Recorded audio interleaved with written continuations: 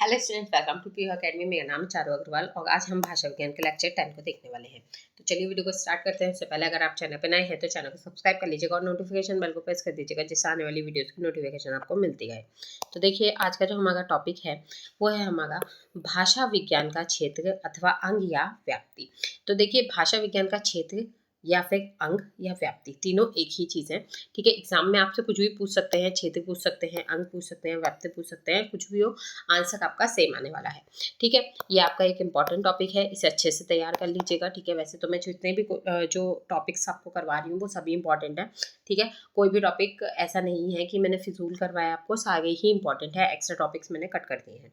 ठीक है, दूसरी चीज़, आपकी जितनी भी वीडियो हैं वो आज ही अपलोड हो जाएंगी नाइट तक। ठीक है, और अगर कुछ रह भी जाता है तो कल तक वो अपलोड हो जाएगा। ठीक है, तो आपका एग्जाम है, उससे पहले पहले मैं भाषा विज्ञान के जितने भी इंपॉर्टेंट टॉपिक्स हैं वो सभी अपलोड कर दूंगी। ठीक है, कुछ प्रॉब्लम्स की वजह से मैं अपलोड नहीं कर पाई थी, वरना मैं तभी अपलोड कर देती। ठीक है, तो चलिए स्टार्ट करते हैं। तो देखिए, भाषा विज्ञान की अगर हम अंगों की बात करें या फिर उसके क्षेत्र की बात करें, तो देखिए सबसे पहले मैं आपको बता दूं कि ये लॉन्ग और शॉर्ट दोनों में ही आंसर आ सकता है। ठीक है, लेकिन शॉर्ट में आना थोड़ा मुश्किल है और लॉन्ग में ही आ सकता है, क्योंकि इस तरीके से पूछा जाता है इस क्वेश्चन को। मोस्टली प्रीवियस ईयर्स में जो पूछा गया है वो इस तरीके से पूछा गया है कि भाषा विज्ञान का अर्थ बताइए, साथ ही उसके क्षेत्र का वर्णन कीजिए। ठीक है, या उसके अंगों का वर्णन कीजिए। तो इस तरीके से आपको ये क्वेश्चन देखने के लिए मिल सकता है। ठीक है, थोड़ा सा आप अपनी तरफ से भी इसमें एग्जाम्पल्स वगैरह के थ्रू इसे बढ़ा सकते हैं। ठीक है, तो देखिए, भाषा विज्ञान भाषा का अध्ययन करता है, यानी कि भाषा विज्ञान के अंदर हम क्या करते हैं, भाषा का अध्ययन करते हैं। यहाँ पे भाषा विज्ञान में हम किसी भी भाषा का अध्ययन करते हैं, यानी कि कहीं भी ऐसा नहीं है कि हम भाषा विज्ञान में एक पर्टिकुलर लैंग्वेज का ही अध्ययन करेंगे। हम पूरी तरीके से किसी भी भाषा का अध्ययन जो है वो भाषा विज्ञान के अंतर्गत ही करते हैं। ठीक है, इसे दो भागों में बांटा जा सकता है। ठीक है, कितने भागों में? दो भागों में। कौन कौन से दो भाग हैं? मुख्य विभाग और गौण विभाग। अब विभाग या भाग एक ही होता है। ठीक है, मुख्य विभाग या मुख्य भाग में और गौण विभाग में क्या अंतर है कि मुख्य विभाग वो होते हैं जिन्हें कि वैज्ञानिक रूप से देखा जाता है। ठीक है, सभी वैज्ञानिकों ने इन्हें माना है और ये इंपॉर्टेंट है। ठीक है, यानी कि ये आपको कहीं भी इजीली देखने के लिए मिल जाएंगे। गौण विभाग वो होता है जिसे साइंटिफिक नहीं माना जाता, यानी कि सभी वैज्ञानिकों ने इसे मान्य नहीं माना है। ठीक है, और एक तरीके से ये क्या है, भाषा विज्ञान के अंगों में गिने भी नहीं जाते। ठीक है, लेकिन कहीं ना कहीं ये भी भाषा विज्ञान के ही अंग है, यानी कि भाषा विज्ञान में ये कहीं ना कहीं मदद करते हैं। ठीक है, तो हम दोनों ही चीज़ों को पढ़ेंगे, दोनों ही भागों को पढ़ेंगे। ठीक है, सबसे पहले हमारा आता है मुख्य विभाग। तो भाषा विज्ञान के मुख्य विभाग निम्नलिखित हैं। अब मुख्य विभाग कितने हैं? देखिए, मैं बताती हूँ आपको, 6 मुख्य विभाग हमें यहाँ पे देखने के लिए मिलेंगे। ठीक है, 6 मुख्य विभागों के बारे में हम पढ़ेंगे। सबसे पहले हमारा आता है प्रयुक्ति विज्ञान। प्रयुक्ति विज्ञान क्या है?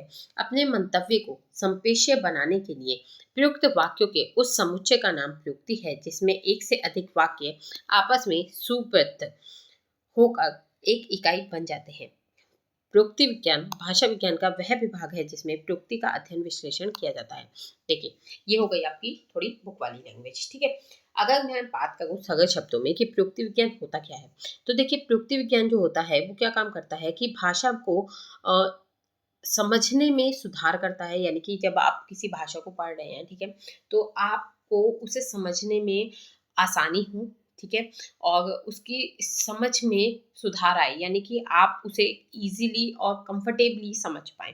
ठीक है, उसके अलावा किसी भी लैंग्वेज के कम्युनिकेशन में स्पष्टता लाता है, संचार में स्पष्टता लाता है, यानी कि उसे आप अच्छे से कम्युनिकेट कर पाए। साथ ही भाषा शिक्षण में मदद करता है। भाषा शिक्षण में मदद करने का मतलब होता है कि किसी भी भाषा को किस तरीके से सीखा जाता है, ये काम भी किसके अंदर आता है? प्रयुक्ति विज्ञान के अंदर ही आता है। ठीक है, और इस सब की वजह से क्या होता है कि भाषा के विज्ञान में योगदान देने का कार्य भी कौन करता है? प्रयुक्ति विज्ञान करता है। ठीक है, तो इस तरीके से क्या हुआ कि प्रयुक्ति विज्ञान ने क्या करा, भाषा विज्ञान को आगे बढ़ाने का या किसी भी भाषा को आगे बढ़ाने का जो काम है वो किया। ठीक है, तो ये एक तरीके से सबसे इम्पोर्टेंट पार्ट इसका हो जाता है। ठीक है, क्या? प्रयुक्ति विज्ञान। ओके, नेक्स्ट देखते हैं। नेक्स्ट आपका आता है वाक्य विज्ञान। वाक्य विज्ञान देखिए, भाषा विज्ञान की वह शाखा है जो वाक्य का अध्ययन विश्लेषण करती है। वाक्य तो आप जानते हैं क्या होता है? सेंटेंस। ठीक है, तो सेंटेंस का जो अध्ययन विश्लेषण करती है वो किस में आता है, वाक्य विज्ञान में आता है। आई थिंक शायद ये टॉपिक आपका लगा हुआ है, तो अभी हम इसके क्वेश्चंस करेंगे तब आपको डीपली में समझा दूंगी। नेक्स्ट आता है आपका रूप विज्ञान। रूप विज्ञान में रूप रचना का ही कार्य होता है, यानी कि रूप रचना का ही अध्ययन होता है। तो रूप विज्ञान जो होता है, देखिए वो क्या होता है, रूप रचना का काम करता है। रूप रचना का मतलब है कि ये देखिए जैसे सेंटेंस है, ठीक है, राम ने रावण को बाण से मारा, तो यहाँ पे ये जो हमने कारक चिन्हों का प्रयोग किया है, तो कारक चिन्ह का प्रयोग करने से क्या हुआ कि इन दोनों के बीच, इन सब के बीच क्या है, हमने एक तरीके से संबंध स्थापित कर दिया। और ये काम जो होता है वो किस में आता है, रूप रचना में आता है। ठीक है, यानी कि ये काम किस में आ गया, रूप विज्ञान में। ठीक, तो अभी हम रूप विज्ञान से संबंधित भी क्वेश्चंस करेंगे, तो उसमें मैं आपको और ज्यादा क्लियर कर दूंगी। ठीक है, हमारा शब्द विज्ञान। शब्द विज्ञान की अगर हम बात करें तो देखिए डॉक्टर भोलानाथ तिवारी को शब्द विज्ञान को रूप विज्ञान से पृथक यानी अलग अस्तित्व देने का श्रेय प्राप्त है। तो देखिए यहाँ पे अगर हम बात करते हैं कि जो शब्द विज्ञान है वो एक तरीके से रूप विज्ञान की शाखा मानी जाती है। तो बहुत से वैज्ञानिकों ने रूप विज्ञान की शाखा ही शब्द विज्ञान मानी है। ठीक है, लेकिन जो डॉक्टर भोलानाथ तिवारी हैं, जैसे कि मैंने आपको पहले भी बताया है कि अगर हम भाषा विज्ञान पढ़ रहे हैं तो भाषा विज्ञान में डॉक्टर भोलानाथ तिवारी का बहुत ही महत्वपूर्ण स्थान है। ठीक है, जिस तरीके से हिंदी साहित्य के इतिहास में आचार्य रामचंद्र शुक्ल का महत्वपूर्ण स्थान है, उसी तरीके से डॉक्टर भोलानाथ तिवारी का भी एक महत्वपूर्ण स्थान है भाषा विज्ञान में। ठीक है, तो इनका नाम आपको मेंशन करना ही करना है। ठीक है, तो डॉक्टर भोलानाथ तिवारी जो है वो क्या कहते हैं कि जो शब्द विज्ञान है वो रूप विज्ञान से अलग अस्तित्व रखता है, यानी कि वो उससे अलग है। ठीक है, उन दोनों को एक साथ जोड़ा नहीं जा सकता। तो राम ने रावण को बाण से मारा, इस वाक्य में राम ने रावण को बाण से मारा, यानी कि 4 रूप हमें मिलते हैं। ठीक है, किसने कहा, राम ने क्या कहा, रावण को किससे क्या करा, बाण से मार दिया। ठीक है, परंतु राम, रावण, बाण और मारना जो कि एक धातु है, ये 4 शब्द हैं। ठीक है, राम, रावण, बाण और मारना, ये चारों क्या हैं, शब्द हैं। ठीक है, शब्द का अर्थ तो होता ही है। अब शब्द अपना अपना अर्थ देते हैं, राम, रावण, बाण और मारना, चारों अपना अपना अर्थ दे गए हैं। ठीक है, राम क्या है, नाम है, रावण क्या है, नाम है। ठीक है, यानी क्या है, संज्ञा। बाण क्या है, वस्तु है। ठीक है, संज्ञा है। मारना क्या है, एक धातु है, यानी कि क्रिया है। ठीक है, तो एक तरीके से ये क्या है, 4 शब्द हैं। शब्द का अर्थ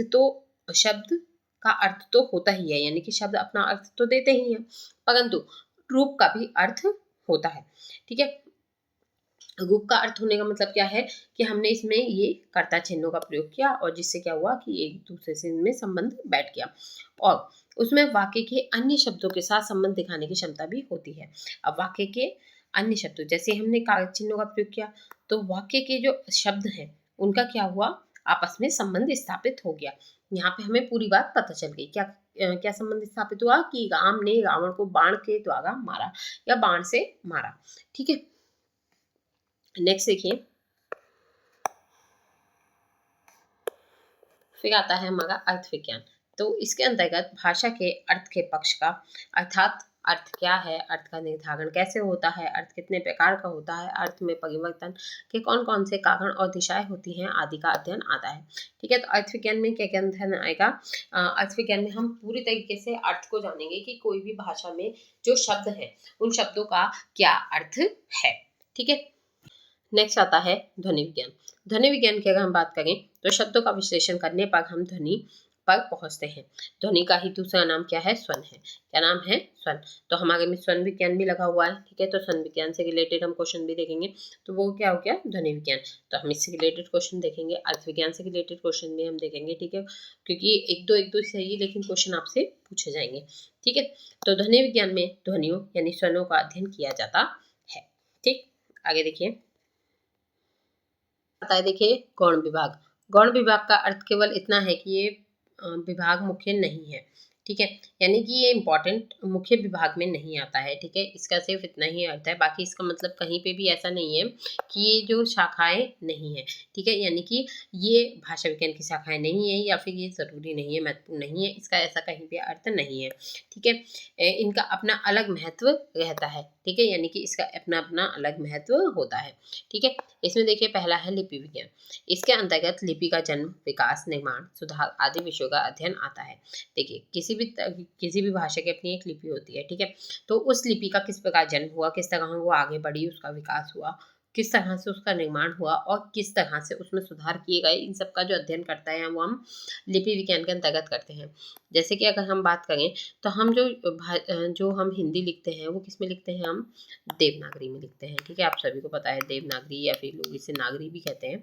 ठीक है, तो देवनागरी या नागरी लिपि जो है उसका हम प्रयोग करते हैं।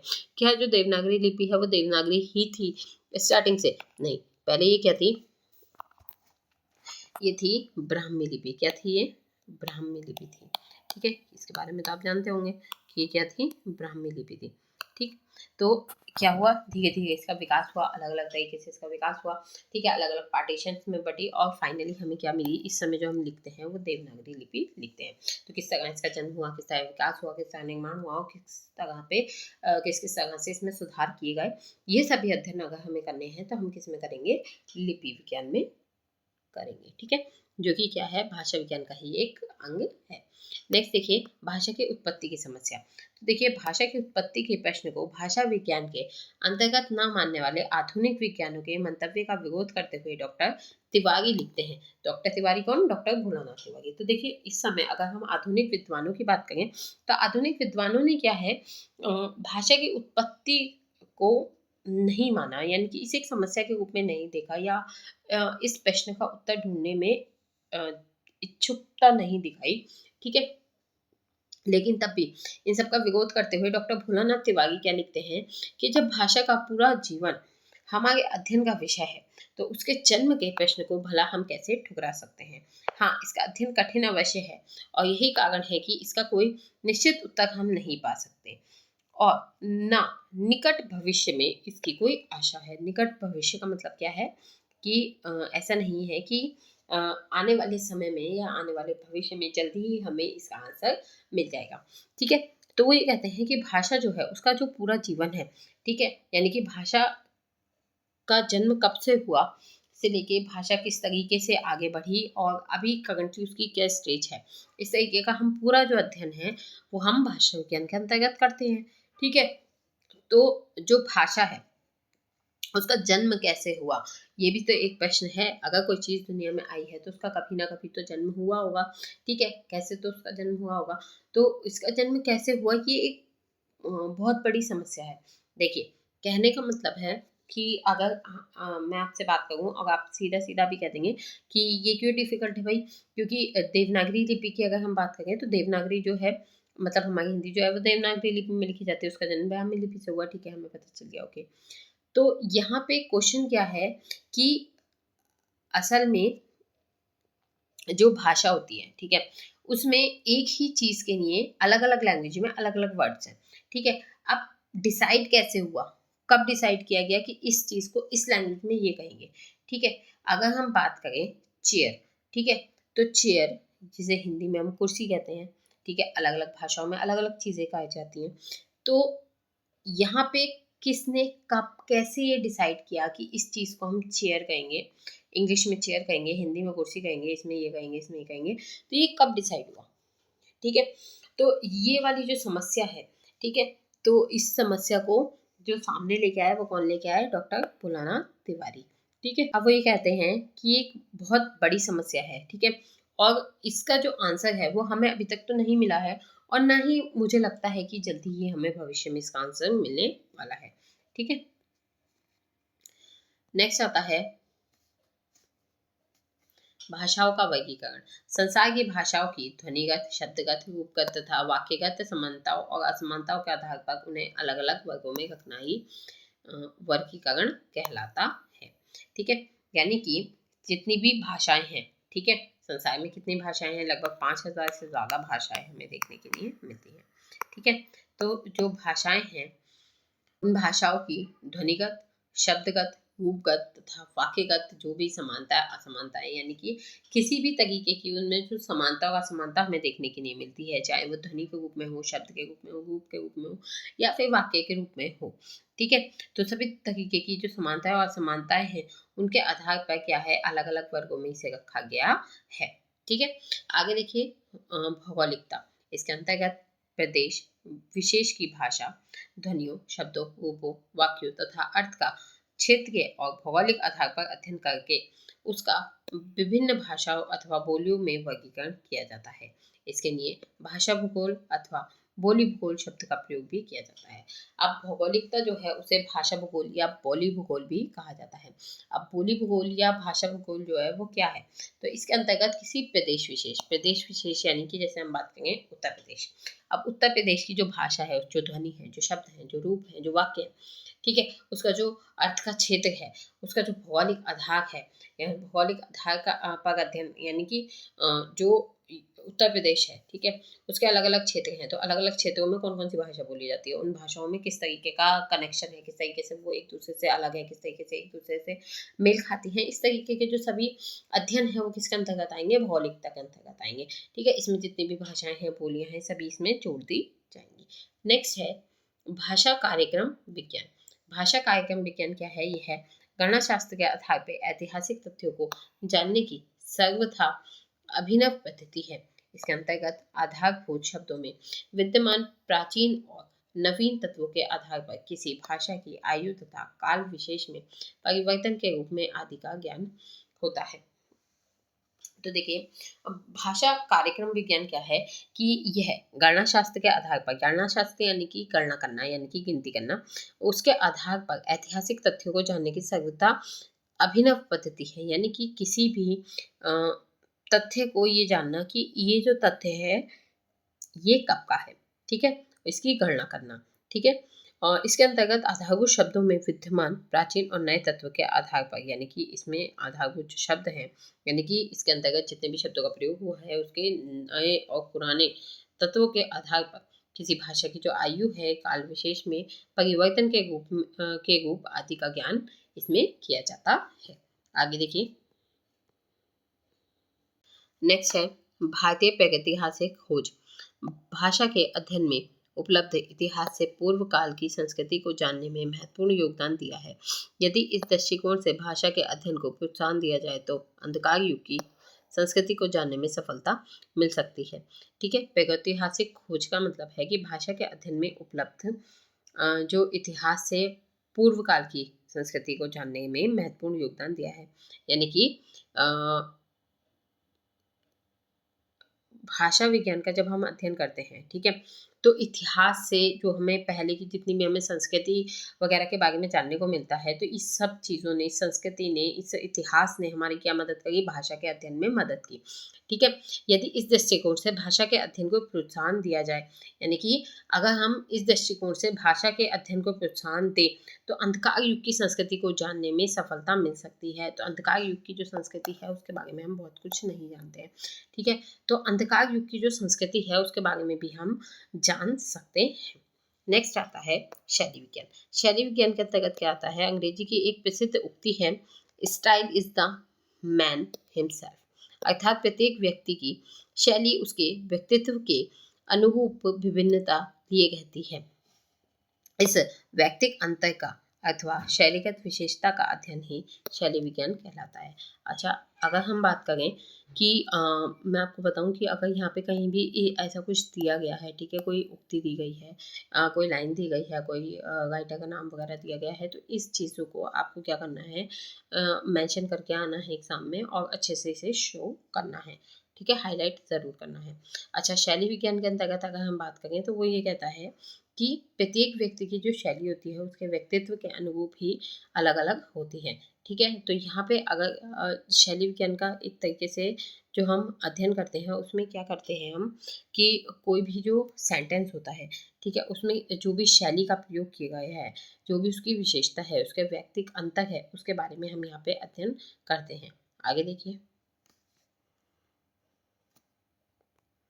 नेक्स्ट और लास्ट है हमारा सर्वेक्षण पद्धति। किसी भी क्षेत्रीय भाषा के अध्ययन विश्लेषण के लिए रूपरेखा अर्थात किस मापदंड को अपनाना है, किस सीमा तक जाना है, किसने क्या क्या योगदान दिया है आदि का निर्धारण जो है वो सर्वेक्षण पद्धति कहलाती है। इसमें कार्य विभाजन तथा क्षेत्र निर्धारण आदि विषयों का समावेश होता है। ठीक है, तो यहाँ पे देखिए सर्वेक्षण पद्धति क्या होती है, सर्वेक्षण करना यानी कि सर्वेक्षण करने का मतलब होता है एक तरीके से जो चीज़ आपको दी गई है, ठीक है, उसे कलेक्ट करना, एक सीमा तक पहुंचाना और उसके बारे में ज़्यादा से ज़्यादा इंफॉर्मेशन इकट्ठी करना। ठीक है, तो ये क्या कहलाएगा? सर्वेक्षण। ठीक है, तो आदि का निर्धारण सर्वेक्षण पद्धति कहलाता है। किन आदि का? यानी कि रूपरेखा, अर्थात किस मापदंड को अपनाना है, मतलब किस पद्धति को अपनाना है, हमें किस सीमा तक जाना है, यानी कि हमें किस सीमा तक जो इन्फॉर्मेशन है वो कलेक्ट करनी है, किस किसने क्या क्या इसमें योगदान दिया है, ये सब क्या है सर्वेक्षण पद्धति के अंतर्गत आते हैं। इसमें क्या क्या किया जाता है? इसमें कार्य विभाजन, ठीक है, कार्य विभाजन और क्षेत्र निर्धारण आदि विषयों का समावेश किया जाता है। किस किस का? कार्य निर्धारण और क्षेत्र निर्धारण। ठीक है, तो इसी के साथ देखिए आपका आज का जो टॉपिक है वो कंप्लीट होता है। तो वीडियो आपको अच्छी लगी होगी, वीडियो अच्छी लगी हो तो वीडियो को लाइक कीजिएगा, शेयर कीजिएगा दोस्तों के साथ और चैनल को सब्सक्राइब करना ना भूलें। ठीक है, तो मिलते हैं नेक्स्ट वीडियो में नेक्स्ट टॉपिक के संग। तब तक के लिए बाय, थैंक्स फॉर वॉचिंग।